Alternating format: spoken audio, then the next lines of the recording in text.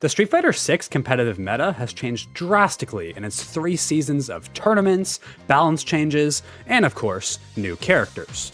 So many characters have come and gone, to the point where tier lists from just 2 years ago make it look like we were playing an entirely different game. Remember when Luke was top 1? When Ken and Akuma were in the same tier? Even less than a year ago, pro players were putting Blanca in mid-tier. Little did we know. The competitive tier lists have changed a lot, and while we have had a set of consistently dominant top tiers recently, there's always been new characters falling down and new characters rising to the S tier. Sometimes these are brand new characters who are immediately gods upon release, but more often than not, it's a slow climb. It's very often the case that a character will start out pretty well balanced, but over the years just receive small buff after small buff, compounding over time, until one day, the community just realizes how broken they are. Not pointing any fingers, of course. Sometimes characters also have everything it needs to be a potential top tier, but are just waiting for the right time. They've been buffed in all the right places and are incredibly solid, but are just ever so slightly outclassed by the tournament staples. Characters like these guys stay under the radar, generally avoiding big nerfs. All it takes is one shakeup, one set of nerfs on the characters above, for them to rise and suddenly take their place. This is what I believe we're starting to see since the Alex patch, and what we'll continue to see looking forward into Season 4. What better examples of this phenomenon could we find than Terry and Sagat? Two peculiar cases of newly added DLC characters both making gradual climbs to the top, rather than immediately power creeping everyone. Okay, maybe one is a little more gradual than the other, but we'll get to that. These two characters were in great spots prior to the recent balance changes, with most pros agreeing that they are the perfect tournament investments, both sitting significantly under the radar compared to the more popular strong tournament picks, thus making them less likely candidates overall for nerfs. Of course, that is exactly what ended up happening. Sagat and Terry both avoided any major nerfs in the recent patch, with the latter actually being buffed yet again. This put these two already strong, and even top tier in the eyes of many, characters into a much better place. Like it or not, Terry and Sagat are here to stay now, and we're going to be seeing a whole lot more of them in the coming months and years. But how did we get here? How did they become so strong, and what makes them gods in the current patch? That's what we're going to be talking about in today's video, as we explore Street Fighter 6's newest top tiers. Make sure to subscribe to the channel if you're interested in more scripted SF6 video essays like this, and let's get right into it. Terry Bogard, the first ever guest character in a Street Fighter game, was added to the roster on the 24th of September 2024, hailing from SNK's Fatal Fury and King of Fighters series, and being his second addition as a guest character to fighting games, with him previously being added to Smash Bros. Ultimate. Terry was adapted into the Street Fighter system incredibly well, in my opinion. He somehow feels both like he belongs in Street Fighter, but also still feels like the Terry we all know and love. Pretty much all of his classic moves are here: the Power Wave, Burn Knuckle, Rising Tackle, Crack Shoot, and even moves that couldn't make it as specials are still shown some love, like his Power Dunk, which has now been made into a target combo ender, and an awesome one at that. Oh yeah, also Passing Sway somehow made it in. The weird lane switch attack where he jumps into the background. Even this is here as a fun target combo. Terry is easily one of the most flashy characters in the game, with his Buster Wolf level 1 and the Triple Geyser. They did him a lot of justice, and as a huge Terry fan myself, I'm really grateful for that. When it came to competitive viability, however, he was initially seen as pretty average. Plenty of strengths, don't get me wrong, but just lacking in a few key ways. The characters above him were just better, but they wouldn't be for long. Looking at the strengths, we have a very Shoto-like toolkit here. A fireball to condition jumps and stop drive rushes, though it is a unique grounded projectile. And of course, he has a standard DP to call out those jumps. Sounds Shoto enough. We have great disjointed normals, which even today are one of his biggest strengths. Look at the range of his low forward. This is no joke, especially in Street Fighter 6, where low forward drive rush is everything. Having one with this much range where it can just beat out most of the others, while also being able to catch walkbacks from this far away, is crazy good. A huge strength here. Oh yeah, and did I mention the target combo he gets on regular hits from this low? Look at the damage here. This is with no meter. Of course, we also have a Shoto crouching medium punch as well, and you guys know how amazing these normals are. Terry's is somehow even better. It's very fast with a great disjointed hitbox, easily the best hitbox out of any of the Shotos, and it recovers so fast that whiff punishing it is a huge undertaking. It's just an all-around god move. It's always useful, checking drive rushes, whiff punishing, punish counters, combo extensions, and meaties. The standing medium was good as well, though it would get a whole lot better in the future. This is an advancing punch, quite similar to the traditional Shoto standing heavy punch, but his comes equipped with two great target combos. One you can easily convert into on counter hit or punish counter for big damage and the awesome power dunk animation, and another one that's also confirmable and is great for spacing traps. We have standing medium kick. This is an excellent tool for whiff punishing, being fast and having quite good range. A core part of this character is this move's ability to be cancelled into a level 1 Buster Wolf on counter hit or punish counter, making the potential reward way higher compared to most other moves like this. Besides the mediums, we have a pretty standard set of Shoto lights, and then a whole bunch of very non-Shoto type tools. The Burn Knuckle, for example, Terry's premier burst option and an amazing tool to approach your opponents. The medium one, if spaced properly, leaves you at +2 on block right in throw range. That's pretty good considering how fast this move is. When fighting a Terry, the threat of Burn Knuckle is always present, making it amazing for conditioning blocks from far away. It lets you control the neutral for free. Perhaps least Shoto-like of all is the EX Power Wave, which allows him to approach behind a slow-moving, 3-hit projectile. The hitbox on this thing has always been insane. People will jump over this and still get hit on the way down. It's active for so long, and we seriously cannot underestimate how helpful it is being able to walk or drive rush alongside a projectile like this. All this for only 2 bars. We have a meterless throw loop as well, which is great for him, though it is one of the slightly more balanced ones, allowing you to dash back for a punish counter if you hard read it. We haven't mentioned his damage yet, because it was actually much more of a mixed bag initially. Pretty much every combo you're used to seeing Terry players use today wasn't possible at first, with him having to rely on some pretty weird routes for corner carry, and way less crazy damage, at least compared to what his damage would become later. Even on release though, he still had one insane tool in his arsenal that was completely unique to him, the Triple Geyser. Terry's level 2 is Power Geyser, a move straight from Fatal Fury and an awesome one at that. This special comes with a unique mechanic. If you do the input just once, you get the regular level 2, but if you press it again using 2 punch buttons, you get a second hit, doing even more damage in exchange for losing 3 meters of drive, or whatever you have left if you have less than 3. This is already strong, giving you an extra 500 damage on your level 2 to close out those close matches. But he can also press it again for monstrous damage. The final hit takes up 1 more gauge of super, essentially turning his level 2 into a level 3. Oh, but why would you use this and sacrifice drive meter instead of just a regular level 3? How about because it does way more damage in combos? Terry is the only character in Street Fighter 6 who, provided he has the drive meter left over, can essentially use a critical art super without being low HP, so he has access to a comeback mechanic whenever he wants. This has always been a crazy strength of his, and even back when he first released, all-ins using this super were insane. This mechanic also adds a ton of skill expression to the character. Drive management is everything. When you hit that crucial counter hit, you need to be very aware of how much drive you're using so you can ensure you have just enough to end the round by dumping all of your drive meter. On most characters, going into burnout to secure a kill is a no-brainer, but on Terry, it could just stop you from being able to end the round. Or you could do everything right, but then your opponent lives with a sliver of health and you're now stuck in burnout.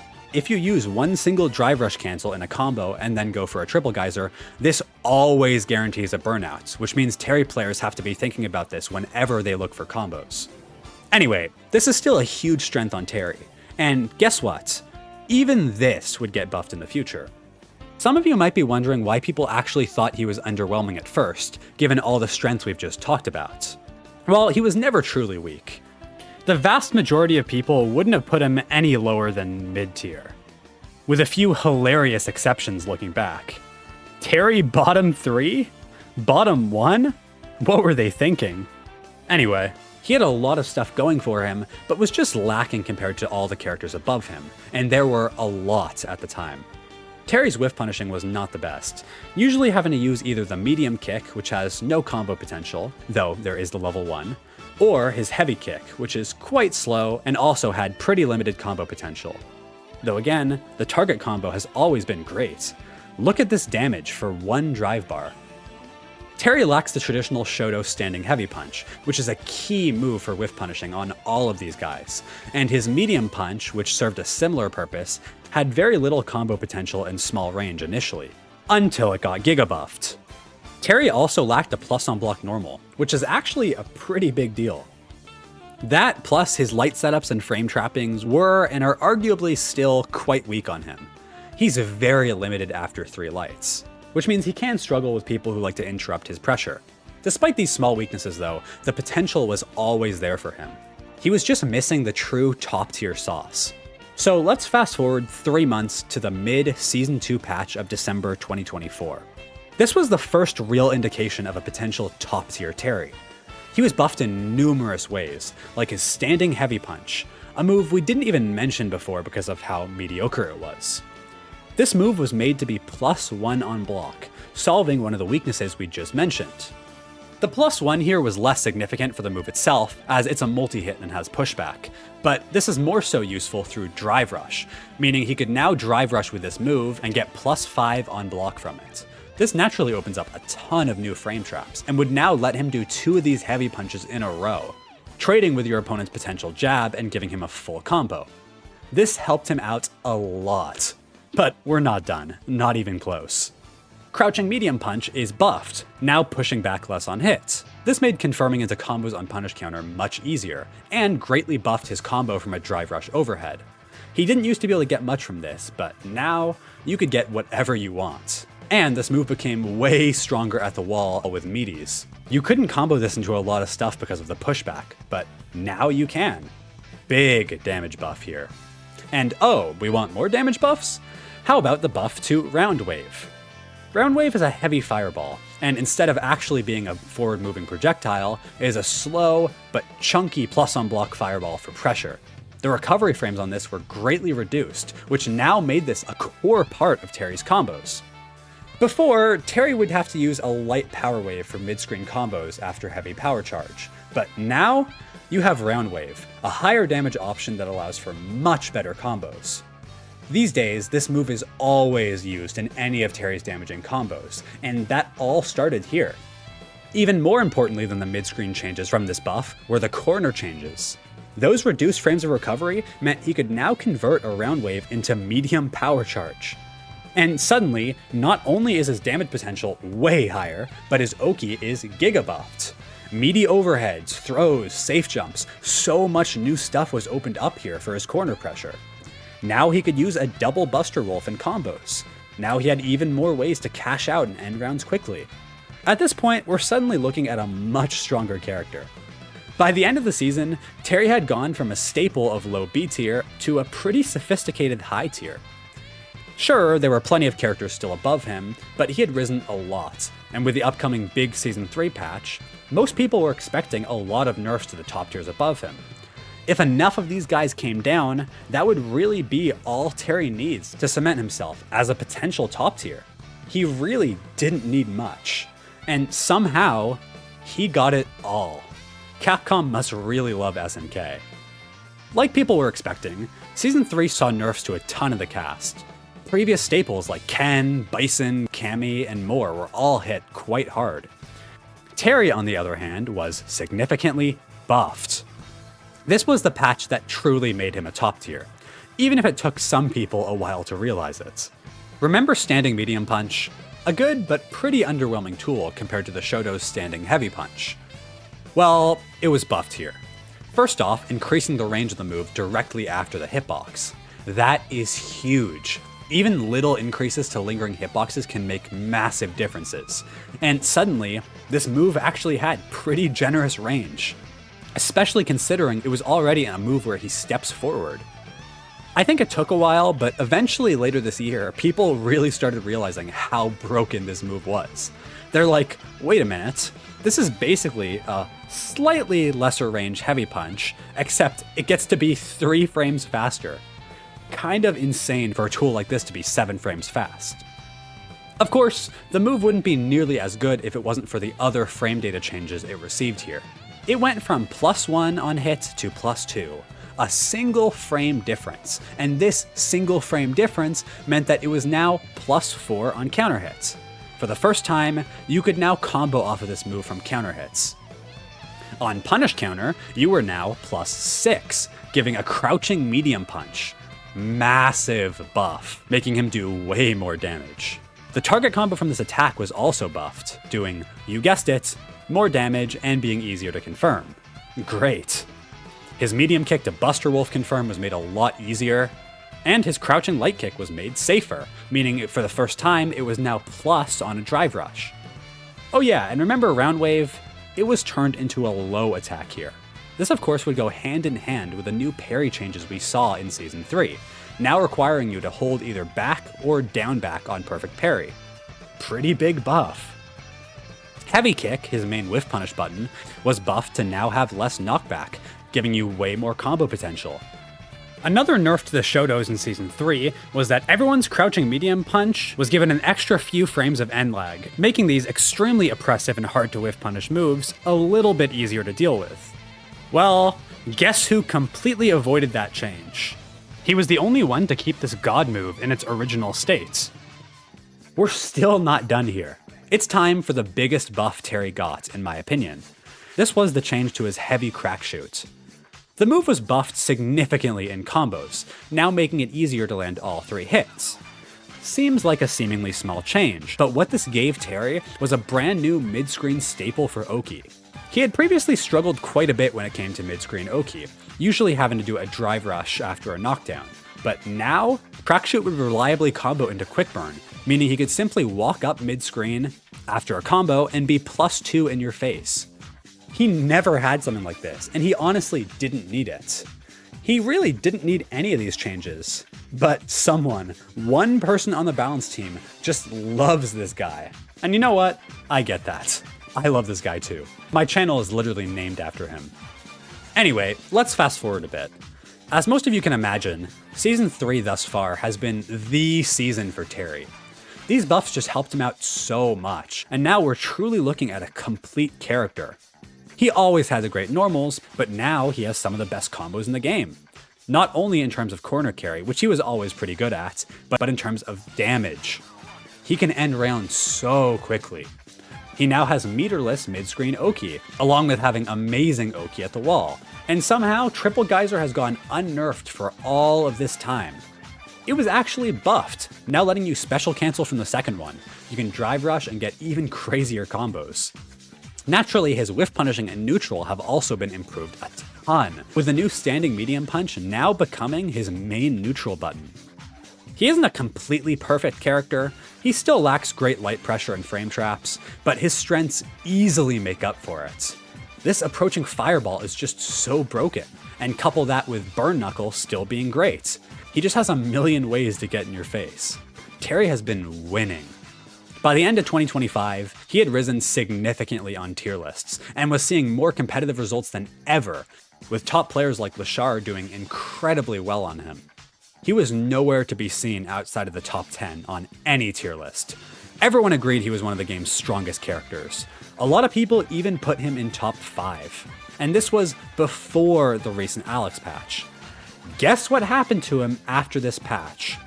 He got even stronger. This patch was actually the first time Terry saw any even remotely small nerfs, but they were just that, small. Crouch medium punch was given 1 extra frame of recovery. It only took an extra year to bring his in line with everyone else's, but whatever.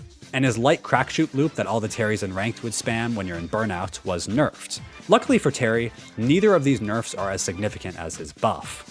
OD Power Charge could now be special cancelled, even further increasing his combo potential, damage, and setups in the corner.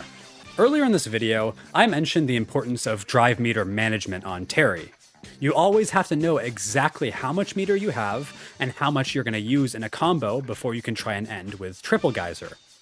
Well, this change actually makes it significantly easier for him. Terry can cancel into OD power charge from any of his mediums on normal hits. And of course, what can he get from this? Power geyser. Alongside a ton of new combos giving him Oki he never had access to before. This is a huge buff.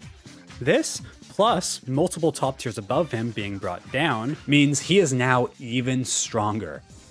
As of right now, Terry Bogard is the character everyone has their eyes on. So many people are picking him up, and I'm pretty confident he's going to remain in S tier for the foreseeable future. What a climb he's made, and what a character he's become. Get ready to see a lot more of this guy in tournaments from now on. He has potential to be top 3, and if not top 3, definitely top 5. Sagat, on the other hand, needed significantly fewer buffs to make his way into the top tier, being a character who was actually incredibly strong from the very beginning. It just took people a while to realize it. Released on August 5th last year, and being the first DLC character of Season 3, Sagat has seen a monumental rise in such a short time, with one of the best players in the world, Blaz, now going all in on the character and putting up some crazy recent tournament results. When Legacy players first got their hands on Sagat, there was a ton of initial disappointment. See, Sagat in previous games was a zoner, in every sense of the word. He was a character who relied first and foremost on fireballs, with his classic high and low variations of the Tiger Shot.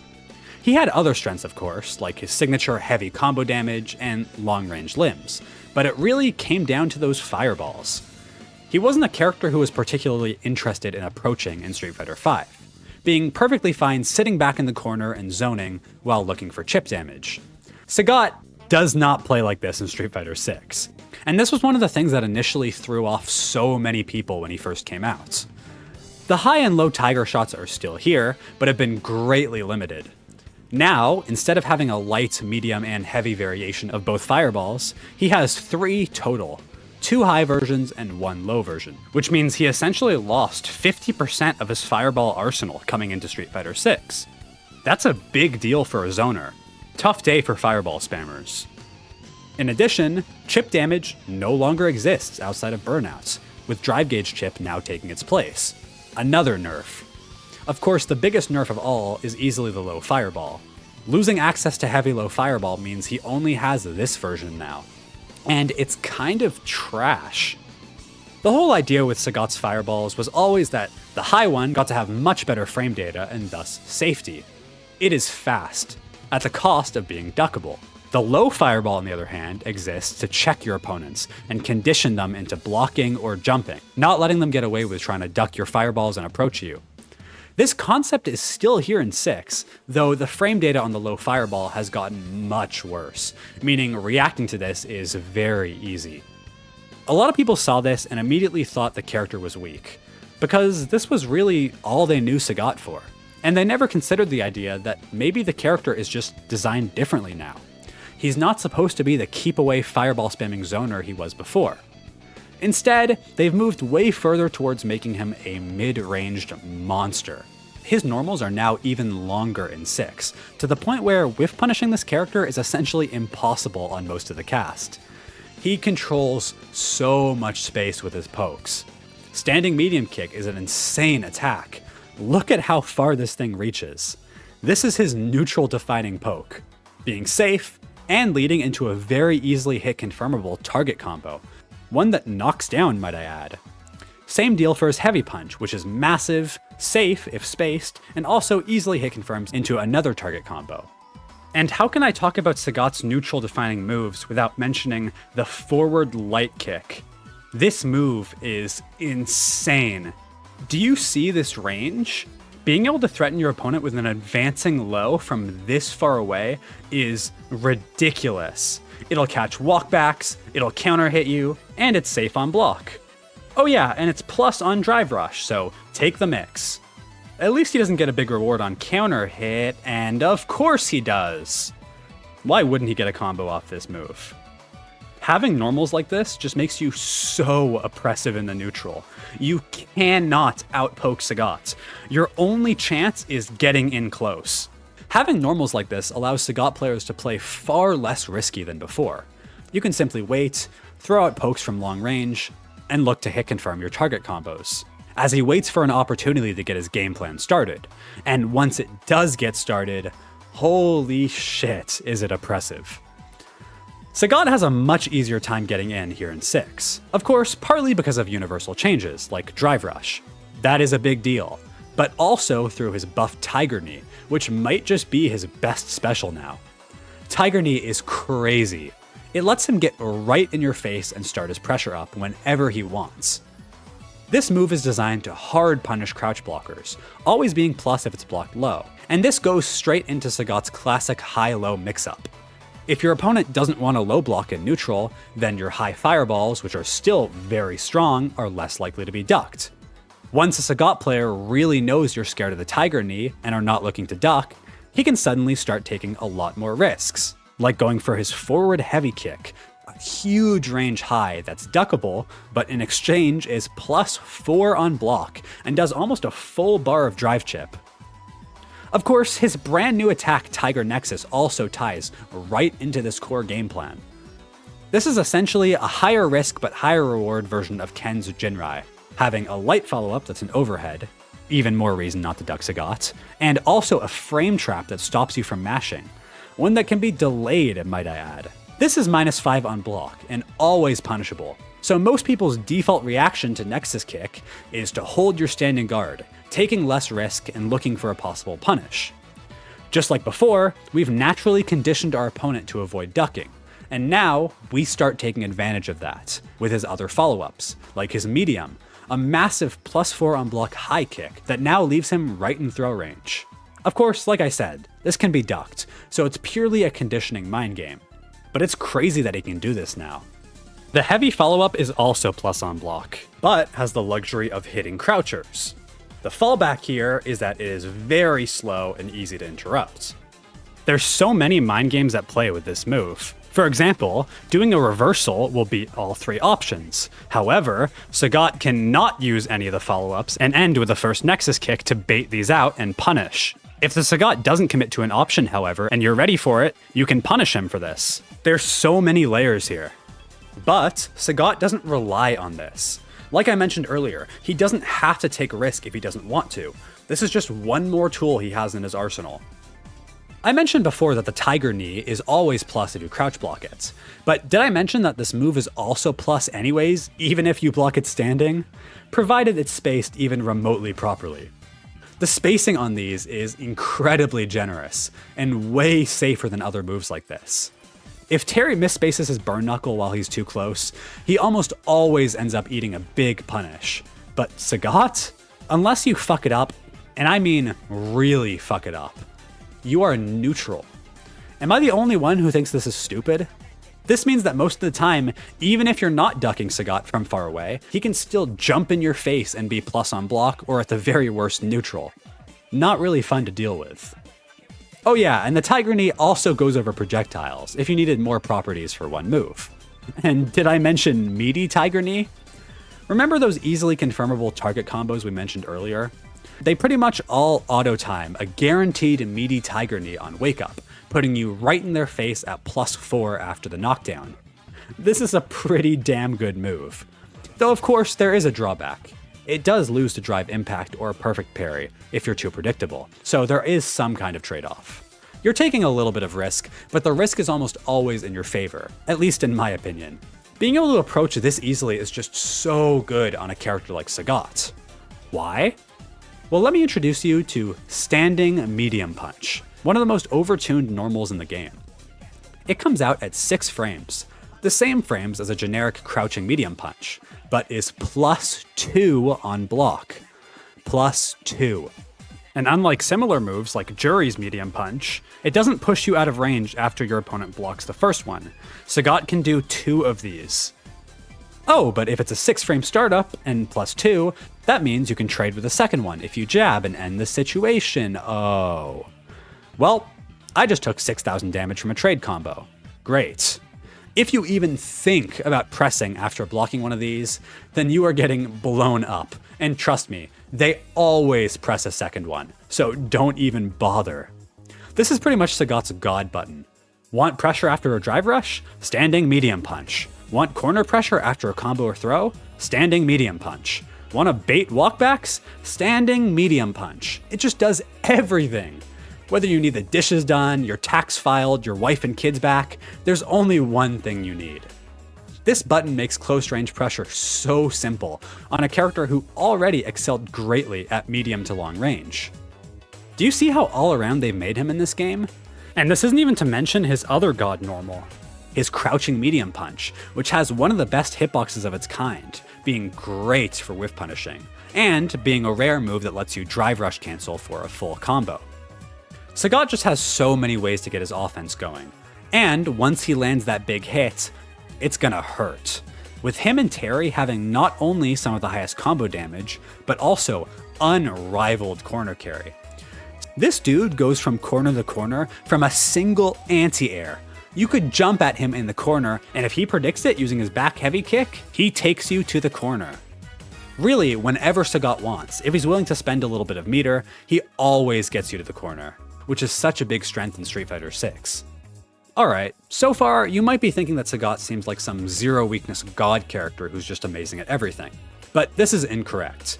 There are some intended weaknesses here. He has a decently slow walk speed, making him less mobile than other characters, though the previously mentioned range does help a lot here.